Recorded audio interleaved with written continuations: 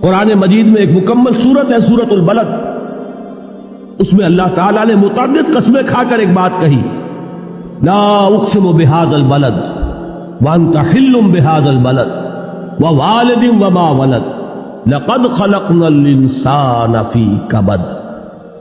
ہم نے انسان کو مشقت ہی میں پیدا کیا، یہ مشقت ہر انسان کا مقدر ہے۔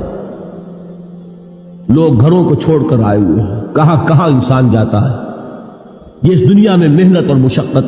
ہاں ایک مغالطہ ہو جاتا ہے کہ شاید یہ محلوں میں رہنے والے جو ہیں انہیں کوئی مشقت نہیں، انہیں کوئی دکھ نہیں، حالانکہ حقیقت یہ نہیں ہے۔ جو جتنا امیر ہے آپ دیکھیں گے اس کی جسمانی مشقت کم ہے، ذہنی کوفت زیادہ ہے۔